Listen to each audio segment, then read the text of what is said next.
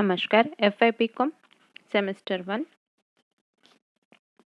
Personal selling and salesmanship, વેચાણ વૃદ્ધિ, cells promotion. વેચાણ વૃદ્ધિ એટલે વેચાણ વધારો મેળવવાનો આયોજિત કાર્યક્રમ અથવા તો વેચાણ વૃદ્ધિ એ એવી એક પ્રક્રિયા છે કે જેમાં વેચાણ વધારવા માટેના જેટલા પણ કાર્યો થતા હોય, જેટલા પણ પદ્ધતિઓ થતા હોય, તો એ બધી જ કાર્યો, બધા જ પદ્ધતિનું સરવાળો. તો હવે આ જે વસ્તુ વિષયક જે પણ કોઈ બાબત કરવામાં આવતી હોય, એ બધી જ બાબતો વેચાણ વૃદ્ધિમાં સમાવેશ થાય છે. વેચાણ વૃદ્ધિ એટલે વેચાણ વધારવા માટે લેવામાં આવતા દરેક પગલાં. તો વેચાણ વધારો કરી અને અસરકારક રીતે પોતાના માલનું વેચાણ કરવા માટેની પદ્ધતિઓ એટલે કે વેચાણ વધારો. હવે વેચાણ વધારાનું આપણે મહત્વ જોઈ રહ્યા હતા. વેચાણ વધારાનું મહત્વ અથવા તો વેચાણ વૃદ્ધિનું મહત્વ. વેચાણ વૃદ્ધિ એ ઉત્પાદક માટે જેટલી મહત્વની છે, તો સાથે સાથે ગ્રાહકોની માટે પણ વેચાણ વૃદ્ધિ મહત્વની છે. ઉત્પાદકોને તો વેચાણ વધારો થાય, વેચાણ વધારવાથી એના વેચાણમાં વધારો થશે, વેચાણ વધારો થવાથી એના ઉત્પાદનમાં વધારો થશે અને આ સંપૂર્ણ પ્રક્રિયાને અંતે નફામાં પણ વધારો થશે. પણ સાથે સાથે ગ્રાહકોને પણ એનો ફાયદો થાય છે. ગ્રાહકોને ઘણી બધી નવી વસ્તુઓ મળે છે. એ વસ્તુઓમાંથી એમની ગ્રાહકને ઉપયોગમાં આવે એ પ્રકારની વસ્તુઓ મળવાથી એની જે જીવનશૈલી છે એમાં સરળતાથી એ પોતાના કાર્ય કરી શકે છે અને વધુ સારી વસ્તુઓ સમયાંતરે ગ્રાહકોને મળતી રહે છે અને વિવિધ પ્રકારની વસ્તુઓ મળે છે. રંગ, રૂપ, આકાર, કદ, ઉપયોગિતા, આ બધી જ બાબતમાં વિવિધતા ગ્રાહકોને મળી રહે છે. તો હવે આપણે ઉત્પાદકોની દ્રષ્ટિએ વેચાણ વૃદ્ધિનું મહત્વ જોઈએ. ઉત્પાદકોની દ્રષ્ટિએ વેચાણ વૃદ્ધિના મહત્વ તો છે જ, ઘણા બધા પ્રકારે છે, પણ એમાં જે સૌથી વધારે છે કે વેચાણ વૃદ્ધિ થવાથી ઉત્પાદકનો નફો વધે. વેચાણ વધારાથી મોટા પાયા ઉપર ઉત્પાદન પણ શક્ય થઈ શકે અને જેનાથી ઉત્પાદન મોટા પાયા ઉપર થાય એના લાભો મળે અને કોઈ પણ એકમ છે, કંપની છે, સંસ્થા છે, એનો જે સરવાળે નફો છે એમાં વધારો થાય.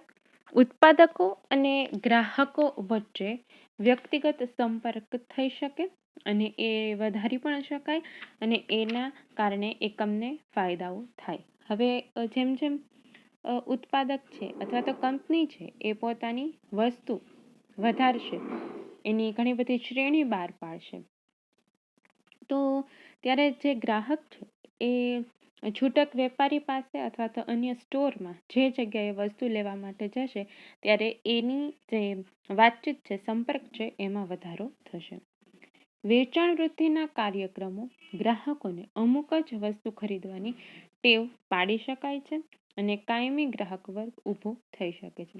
ઘણી બધી વસ્તુમાં આપણે જોઈએ કે અમુક લોકો છે એ અમુક જ ટૂથપેસ્ટ વાપરતા હોય, કોલગેટ છે, પેપ્સોડન્ટ છે, તો અલગ અલગ ઘણા બધા ટૂથપેસ્ટ આવતા હોય છે, તો અમુક લોકો છે એ અમુક જ ટૂથપેસ્ટ વાપરતા હોય છે. એવી જ રીતે સાબુ છે, તો સાબુમાં પણ ઘણી બધી વેરાયટીઝ આવતી હોય છે, તો લોકો છે એ પોતે પર્ટિક્યુલર એક બ્રાન્ડ છે એનો ઉપયોગ કરતા હોય. એવી જ રીતે ઇલેક્ટ્રોનિક આઇટમ્સ છે, પછી સેલફોન છે, લેપટોપ છે, કમ્પ્યુટર છે, એમાં પણ લોકો પોતે જે બ્રાન્ડની બાબત વસ્તુ યુઝ કરતા હોય એ બ્રાન્ડની વસ્તુ જ યુઝ કરવાની ઈચ્છા ધરાવતા હોય છે. તો આ શું કહેવાશે કે એક કાયમી વર્ગ એ કંપની દ્વારા ઊભો કરવામાં આવેલો છે.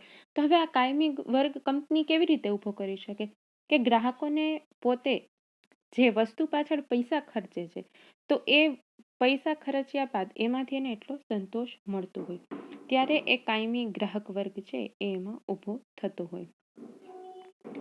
વેચાણ વૃદ્ધિના પરિણામે વેચાણ તંત્ર સતત જાગૃત અને પ્રયત્નશીલ રહે છે અને હરીફો સામે ટક્કર પણ ઝીલી શકાય છે. તો જેમ ગ્રાહક વર્ગ ઊભો થતો હોય, તો ગ્રાહક વર્ગ ઊભો થાય જેના પરિણામે એ લોકો હરીફો સામે પણ ટકી શકે છે અને વેચાણ વધારો તો કરે છે, પણ કેવી રીતે કરે છે કે સતત કંઈક નવી વસ્તુ અને નવી બાબત ગ્રાહકોને આપે, તો ગ્રાહક છે એને પોતાને વસ્તુ ઉપયોગી લાગે તો એ કંપનીના વેચાણમાં વધારો થાય. તો હરીફો સામે ટક્કર ઝીલી શકે એ પ્રકારે સતત પ્રયત્નશીલ રહે છે. આપણે ઘણી વખત એડવર્ટાઇઝમેન્ટમાં જે ટીવીમાં આવતી હોય એડવર્ટાઇઝમેન્ટ, એમાં પણ તમે જોયું હશે કે અલગ અલગ કંપની, જેમ કે કારનું મેન્યુફેક્ચરિંગ કરતી કંપની છે, તો એક કંપનીની જાહેરાત આવે, થોડા સમયાંતરે બીજી કંપનીની પણ અલગ અલગ પ્રકારની કાર મેન્યુફેક્ચરિંગ કરતી કંપનીની જાહેરાત આવતી હોય. શું કામ? કારણ કે બજારમાં એને હરીફાઈમાં ટકી રહેવું હોય. એવી જ રીતે સેલફોનમાં છે, એવી જ રીતે ઇલેક્ટ્રોનિક આઇટમ્સમાં પણ છે કે જે એકમ વસ્તુ બનાવે છે તો એ પોતાની આસપાસની હરીફ જે પણ કોઈ પેઢી છે, સમયાંતરે એની માહિતી ભેગી કરતી હોય, જેના કારણે થઈ અને જ્યારે પણ એ પોતે હરીફાઈમાં ટકી રહેવું હોય તો જેવું હરીફ પેઢી જેવું ઉત્પાદન કરે છે એવું જ ઉત્પાદન અથવા તો એના કરતાં કંઈક નવી વસ્તુનું ઉત્પાદન કરી અને પોતે પણ બજારમાં ટકી શકે.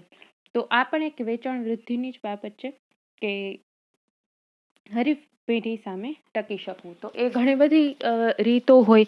વેચાણ વૃદ્ધિમાં પણ જે છૂટક વેપારીઓ છે, જથ્થાબંધ વેપારીઓ છે, એના દ્વારા પણ વેચાણ વૃદ્ધિ થતી હોય, એડવર્ટાઇઝમેન્ટ દ્વારા પણ થતી હોય, પોસ્ટર્સ છે, હોર્ડિંગ્સ છે, છાપા, ન્યૂઝપેપર, જે અલગ અલગ પ્રકારે જાહેરાતની પદ્ધતિઓ છે, તો આવી બધી વસ્તુઓ દ્વારા વેચાણમાં વધારો કરવાનું અને હરીફ સામે ટકી શકવાનું જે એક પ્રક્રિયા છે એના દ્વારા પણ વેચાણ વૃદ્ધિ થાય છે. વેચાણ વૃદ્ધિની પ્રવૃત્તિ સંસ્થાની શાખ અને પ્રતિષ્ઠામાં વધારો કરે છે અને કુશળ સેલ્સમેનો આકર્ષી શકાય છે.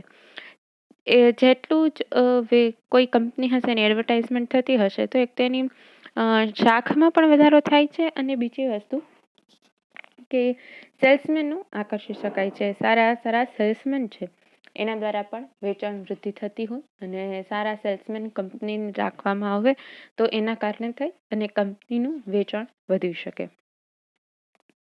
તો આ બાબત હતી કે વેચાણ વૃદ્ધિનું મહત્વ એ એકમના દ્રષ્ટિથી.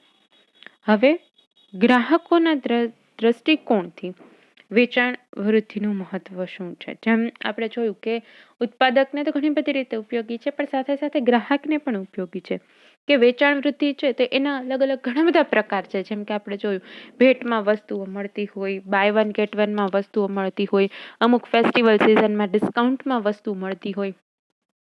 તો આ બધી વસ્તુના કારણે થઈ અને ગ્રાહકોને પણ સામે ફાયદો થાય જ છે. જેમ ઉત્પાદકોને ફાયદો થાય છે કે વેચાણમાં વધારો થાય છે, એમ સામે ગ્રાહકોને પણ ફાયદો થાય છે.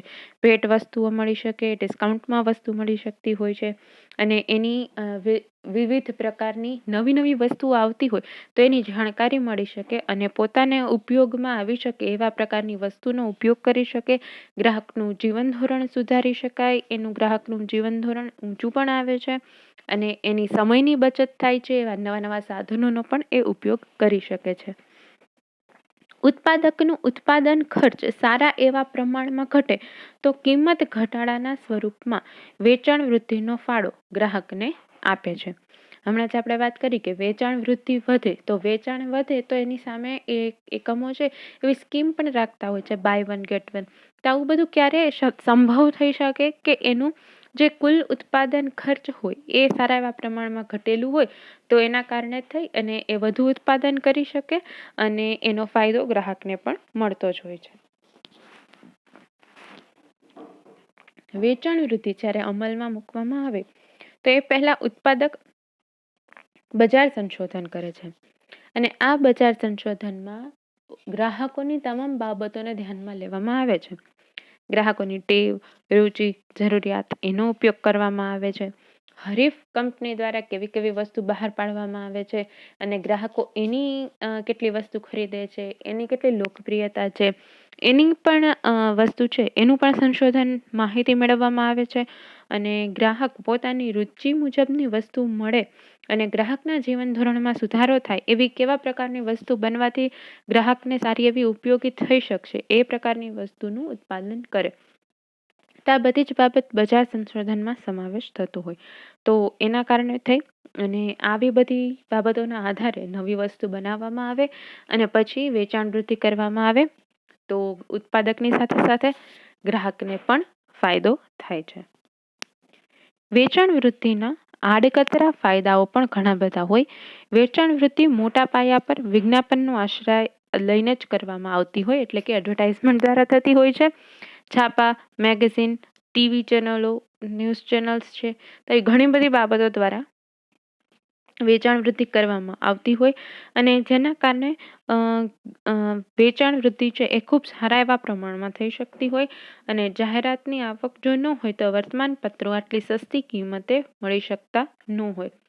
તો આ બધી જ બાબત છે એના કારણે વેચાણ વૃદ્ધિના એક પદ્ધતિ છે કે એડવર્ટાઇઝમેન્ટ દ્વારા વેચાણ વૃદ્ધિ સૌથી સારી રીતે થઈ શકે અને ઘણી વખત તો એ એડવર્ટાઇઝમેન્ટ જોઈને જ ગ્રાહકો સામેથી વસ્તુ ખરીદવા માટે જતા હોય અને એ એડવર્ટાઇઝમેન્ટને મેન્શન કરીને દુકાનદાર સાથે વાત કરતા હોય કે આ પ્રકારની એડવર્ટાઇઝમેન્ટમાં મેં આ વસ્તુ જોઈ હતી તો એ વસ્તુ અવેલેબલ છે કે નહીં.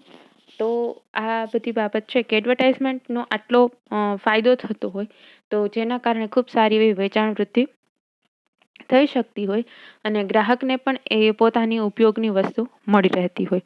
તો ઉત્પાદકની સાથે સાથે વેચાણ વૃદ્ધિ ગ્રાહકો માટે પણ એટલી જ આવશ્યક અને સારી એવી મહત્વની બની રહે છે. તો હવે આપણે આ વેચાણ વૃદ્ધિનું મહત્વ તો જોયું કે ઉત્પાદકો માટે કેટલું છે, ગ્રાહકો માટે કેટલું છે. હવે વેચાણ વૃદ્ધિની પદ્ધતિઓ વિશે ચર્ચા કરીશું. Thank you.